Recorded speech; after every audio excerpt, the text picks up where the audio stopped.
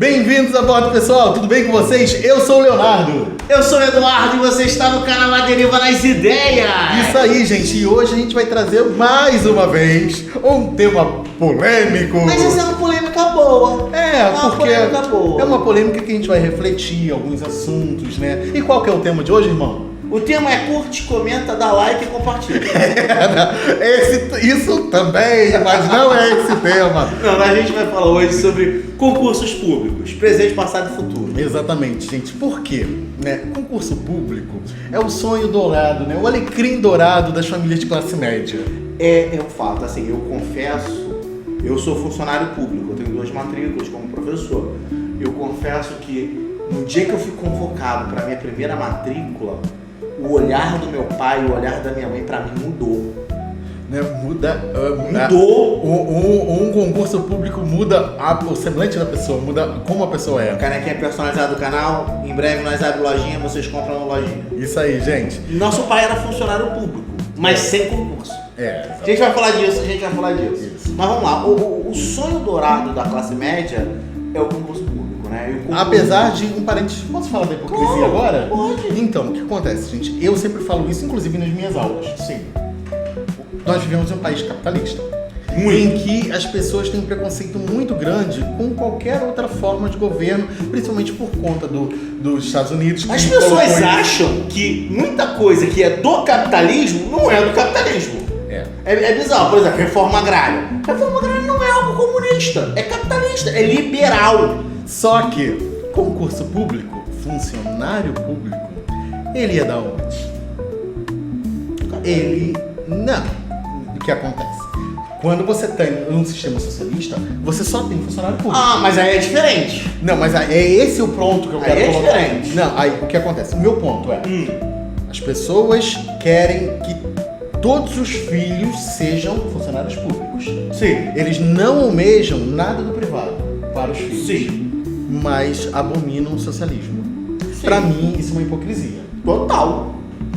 O brasileiro é hipócrita. Então, gente, aí eu levantei a bandeira da hipocrisia, agora a gente vai voltar pro nosso histórico. Quando é que começa com o concurso público? Vamos começar de fato que empregos públicos existem desde sempre. Desde sempre. A Estado haverá funcionários públicos. Exatamente. No começo era o jeitinho, né? No começo, na época do Império, não era jeitinho, era favorecimento.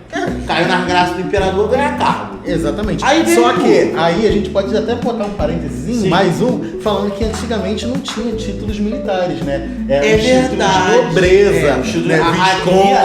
Visconde, conde, né? Esses títulos de nobreza, né? Eles foram, quando teve a proclamação da República, eles foram substituídos para coronel. Sim. Não, então, havia títulos militares, mas eles não eram necessariamente ligados à renda.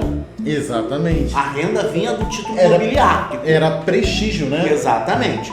Aí veio a República, com a República os títulos que estão bem mais associados à questão do poder local, do coronelismo e tal. E é nessa época que fica mais claro a relação espúria entre o poder econômico e o poder público. Por quê? O que era o coronelismo? O coronelismo era o poder local que garantia a eleição do poder estadual e central em troca de favores. Normalmente esses favores quais eram? Cargos. Exatamente. Então você tinha, por exemplo, o coroné, né? No Nordeste acontecia muito isso, né? E a figura dele, ele era militar, muitas vezes nem era. Na verdade ele tinha patente, porque na época da República foi permitido para quem tivesse milícias armadas comprar patentes para garantir a segurança. Então esses caras eles tinham uma patente contada. Eles literalmente compravam a patente de coronel. Aí tá, bom, relação espúria. E assim foi durante toda a República do Café com Leite. Todo o período dessa primeira República Brasileira. Aí veio um doidinho muito controverso, que a gente já falou dele aqui no canal, porém... Getulinho. Porém, estamos devendo um vídeo sobre Getúlio Dornelles Marcos. Estamos devendo um vídeo. Merece. Isso aí, com outro certeza. também que eu bato na tecla até fazer um vídeo de Darcy Ribeiro. Tá na lista, hein? Nossa, eu fiquei surpreso quando a gente fez o vídeo das frases célebres. Darcy Ribeiro, eu fiquei surpreso. Monstruoso. Mas tá, aí veio o Getúlio. E Getúlio instituiu o concurso público. Funcionou? Não. porque você não muda uma cultura tão arraigada na sociedade em tão pouco tempo. Continuava tendo as chamadas contratações diretas, como o nosso pai entrou. Nosso pai contava uma história maravilhosa, não sei se tu lembra. Não. Nosso pai trabalhava na telecomunicação, né? Que na época era a Cetel, Companhia Telefônica do Estado do Guanabara, mais tarde Telerge, Companhia Telefônica do Estado do Rio de Janeiro, e finalmente, quando foi privatizada, na Oi Telemark. Nosso pai entrou para a Cetel, né, Companhia Telefônica do Estado do Guanabara, porque ele era goleiro. Ele entrou para ser o goleiro do time. Nossa, que interessante. Quantas partidas? Eu nem lembrava disso. Aí quantas partidas o papai jogou como goleiro? Eu acho que nenhuma. Uma? Sei lá. Tomou 3 pra mandar ele embora do time. Mas ele já tinha sido contratado. Então tá ótimo. Se aposentou. Ficou até o fim da vida no mesmo emprego. Só mudou o nome das empresas. Era um bom funcionário. Nosso pai era um funcionário excelente dentro da empresa, mas ele entrou porque ele era goleiro. Aí o que acontece, gente? Chegando na evolução, foi passando os anos, né? Sempre naquela questão de jeitinho brasileiro que sempre teve. Passando os anos. A última vez que teve o chamado Trenzinho da Alegria, que era a galera sem concurso, que é transformada em funcionário público, foi o governo Fernando Henrique. Mas aí o que acontece? Aí eu ia chegar na Constituição de 1988. Que estabeleceu o serviço público. A nossa Carta Magna atual, né? Quando eu falo Carta Magna, é a Constituição, é a lei maior do nosso país e que estabelece que pessoas em cargos públicos somente através de concurso público. Sim. Um exame que vai medir a proficiência da pessoa para ela ocupar aquele cargo. Meritocracia. Então, teoricamente, depois de 1988, ninguém poderia ser contratado, a não ser que se fosse comissionado. Sim. Né, que é a exceção. Mas aí é outra modalidade. O comissionado ele é temporário. Exatamente. Ele nem é servidor público definitivo, né? Porque o regime é o estatutário. O estatutário está vinculado ao estatuto do servidor público, que é a minha condição de trabalho. Existe o CLT, existe o estatutário e tem o pejotizado. Vamos chegar lá ainda. Então teve essa situação do concurso público em 1988, deu uma estabilizada, que aí começou a ter alguns concursos públicos, muito precário, porque é muito deficiente o serviço público, é muito precarizado, então muitas vezes um funcionário público tem que fazer serviço de 3, 4. A princípio, só para constar, a pessoa fala, tem muito funcionário público. Não, não tem. O Brasil tem proporcionalmente menos da metade dos servidores públicos do que os Estados Unidos têm. Mas aí outra parêntese que eu posso fazer, porque nos Estados Unidos, a maioria das vezes, não são todos, tá? Mas a maioria das vezes, um cargo público lá é inferiorizado. Sim. A pessoa que trabalha em cargo público, que inclusive eu acho que isso... gente, eu não estou desmerecendo quem trabalha no funcionário público, mas... Nem enaltecendo o servidor privado. É isso aí. Mas em uma sociedade capitalista seria o mais lógico. Sim. Né? Afinal de contas, o Estado serve para proteger o capital. Dá mais ênfase ao privado, porque você vive no capitalismo onde você... o capital é privado. Mas aqui no Brasil quem ganha mais dinheiro mesmo é o servidor do judiciário. Exatamente, que não tem limite. Mas o ponto é, tivemos a Constituição de 88 e estabeleceu o concurso público como única fonte. Respeitaram isso? Não. A primeira mudança que teve foi começar a ter empresas terceirizadas para fazer cargos sem ser atividades. Nossa, mas isso é a tia da limpeza, a tia do cafezinho. Isso não é algo que me incomoda. Sabe por quê? Porque o que mais tinha na época, por exemplo, do Estado, eram os caras que eles eram contínuos, copeiro, porteiro, de concurso público, em teoria, né? Concurso público, que eles tinham entrado sem concurso, eram pessoas às vezes analfabetas, semi-analfabetas, e eles tinham uma autoridade, uma força política dentro das instituições bizarras. Você via copeiro sendo o braço direito de diretor de hospital, de diretor de escola. Sempre deturpam o que deveria ser correto. Exato. Aí a gente passou essa situação de começar a ter terceirizados, né? A empresa terceira virou a festa. Quando não é atividade fim, eu não tenho críticas. Aí, meu problema é terceirização de atividade fim. Que muitas vezes acontece, tá, gente? Tá acontecendo. Depois disso, começou a pejotização. Que inclusive não só no funcionalismo público, mas também no privado. Tá? Que inclusive eu canso de ganhar processo porque A galera não sabe usar PJ. Os empresários são burros. Cara, tem um... Pô, o cara tá lá, PJ não tem horário pra entrar, ele não tem horário pra sair, ele faz o próprio horário. Léo. Aí quer que o PJ ainda dá a chave pro cara abrir a loja. Aí vai fazer o quê? Tem um menino que faz TikTok que é maravilhoso, que ele simula o empresário conversando com o advogado. Aí o empresário chega, eu quero contratar esse. Não, empresário, a gente conversou. Você não quer PJ, você quer CLT. Não, eu quero brincar com esse aqui, que esse aqui é melhor. PJ. Aí, tá, você quer, você tem que entender que esse não pode brincar igual aquele. Esse brinca assim. Não tava. Eu vou pegar, aí eu vou botar ele pra usar o uniforme, vou botar ele pra trabalhar de 6 às 5. Gente, mas tá num nível que, sinceridade, eu falo com os donos de empresa, que eu trabalho para algumas empresas. Assim, isso aqui é um iPhone. Aí eu entrego na mão dele. Isso aqui é um iPhone, você entendeu? Isso aqui não é um iPhone. Daqui a pouco, ele tá falando que isso aqui é 3 iPhone, mas é um só. Ou pior, ele pega um Xiaomi e fala que é iPhone. E fala que é um iPhone. É mais ou menos... O Xiaomi não é um iPhone. É mais ou menos nessa lógica, mas enfim, vamos continuar com o histórico. Depois da pejotização, né? Agora, a pejotização é a terceirização da atividade fim. Exato. É o que a gente está vivendo hoje na Prefeitura do Rio de Janeiro. Basicamente, o Eduardo Paes colocou, acabou o concurso público. Agora é só contrato. Contratos que são processos de terceirização. É a prefeitura mesmo que terceiriza ela mesma.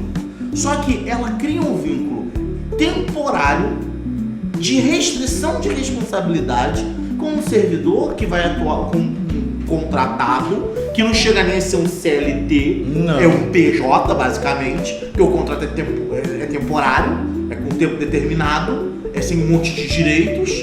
E aí esse professor da prefeitura vai atuar de março a novembro. Tá. Aqui no Rio de Janeiro, eu não sei como é que tá em São Paulo, como tá nos outros estados e outras prefeituras. Mas aqui no Rio de Janeiro, no geral, tá uma febre, porque não é só no município do Rio de Janeiro. É do Rio de Caxias, todos os municípios do Rio estão fazendo isso. E não só professor, a gente cita professor porque é algo mais próximo e tal. Mas olha só, mais próximo da nossa realidade. Basicamente, mas de qualquer forma, a gente está vivendo a era do fim dos concursos.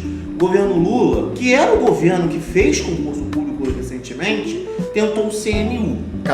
O Concurso Nacional Unificado. Eu fiz a prova. Eu fiz a prova, tá, gente? Prova extremamente difícil. Extremamente difícil. Meia dúzia de vaga. Serviu como experiência, tá? Não foi uma coisa que, você foi perda de tempo. Nunca é perda de tempo você ter conhecimento. Nunca. Uma prova é sempre uma habilidade de se testar. Mas eu sabia que não ia pra frente. Tá? Por quê? É um valor muito, muito alto para poucas vagas, aonde era para o Brasil inteiro concorrendo. Meia dúzia de vagas. Assim, é triste a gente dizer isso, porque o resultado disso é a precarização do serviço público. A gente está falando de o serviço que vai pro dia a dia do usuário. A gente está falando do médico, do enfermeiro que vai te atender na UPA, na clínica da família. A gente está falando do professor que vai te atender nas escolas. A gente está falando do policial militar, do guarda municipal que vai te oferecer segurança. A gente está te falando do técnico que vai receber quando você for resolver um problema na prefeitura. A gente está falando do serviço público de atendimento ao cidadão. Esse que está sendo mais precarizado. Então, gente, essa situação é bem complicada porque você tem no Brasil uma precarização do serviço público, onde ainda assim na classe média tem um sonho de ter um funcionário público da Petrobras, cargos melhores, tá? Não vão falar que querem a galera sonha com o Banco do Brasil, Petrobras, Caixa Econômica, tribunais. Técnico de judiciário, juiz, delegado. Esse é o sonho de todo mundo. A realidade é só que aí o que nós temos na realidade? A precarização do funcionalismo público, porque a gente está cada vez entregando com formas de ter contratos mais precários, explorando mais e pagando menos. Sim. E ainda assim a falta de valorização para o privado. Sim. Porque no privado todas as formas de se arrancar dinheiro do trabalhador são exploradas. Então a gente está vivendo a era do fim dos concursos públicos. É uma pena, eu fico muito triste porque eu realmente acho que o serviço público ele deveria ser valorizado e não precarizado. Não só por eu ser servidor, tá, gente? Eu sou servidor, mas eu me sinto mal atendido quando quem tá ali na ponta do atendimento tá sendo precarizado. Porque quanto pior for a condição de trabalho, pior vai ser a qualidade do atendimento, do serviço oferecido. Não que, é outro parênteses, eu adoro, hoje eu tô a pessoa dos parênteses. Hoje você tá. Não que a gente não tenha escândalos e pessoas que realmente abusem do poder. Por exemplo, o escândalo dos médicos que trabalham em 3, 4 lugares ao mesmo tempo. Trabalho. Entendeu? Realmente é uma situação bem complicada. Mas boa parte desses médicos são contratos. São, né? São Mas contratos. mesmo assim ainda Sabe uma coisa que acontece muito entre os médicos? Eles pegam um contrato, né? Mas ele não vai trabalhar. Quem vai trabalhar é um estagiário. É alguém que está na faculdade de medicina. É alguém que fez medicina no Paraguai e não conseguiu revalida do diploma no Brasil. Esse que vai atender. No lugar do médico. Ou então tem 4, tá constando que tem 4 trabalhando e só tem 1. Que isso também acontece. Infelizmente. Que é a digital de silicone, né? Lembra? Então, assim, infelizmente, a gente é muito a favor de... Então, gente, não são todos os médicos, tá? Tem médicos muito que se esforçam muito, tá? Muito. Mas assim... Não generalizem. Nunca. A gente é muito a favor de serviço público, a gente é muito a favor de concurso público. Também somos a favor do serviço privado. Com certeza, porque as duas esferas têm que coexistir de forma complementar. Exatamente, essa é a palavra, um equilíbrio. Não tem que haver concorrência entre o público e o privado, porque eles são serviços complementares. Exatamente. Não dá para ser tudo. Então a gente torce pela melhoria do serviço público, mas infelizmente não é o que vai acontecer. Não parece ser o que vai acontecer. Exatamente, gente. Então a gente vai aqui encerrando, né, com essa reflexão, né, onde vocês têm que pensar a questão da precarização do concurso público, da valorização das pessoas que estão ali se esforçando para isso e também lembrar que o privado é importante também, né? Quem sabe, ao invés de vocês ficarem focando numa vaga de Petrobras aí que não vai existir daqui para frente, porque vai ser cada vez mais raro, não se preparar para o serviço realmente privado especializado. É uma boa ideia. E o ponto fundamental é, sempre busque melhorar, sempre busque crescimento, sempre busque desenvolvimento pessoal e coletivo. Isso aí, pessoal. Um abraço. Até a próxima. Tchau. Tchau.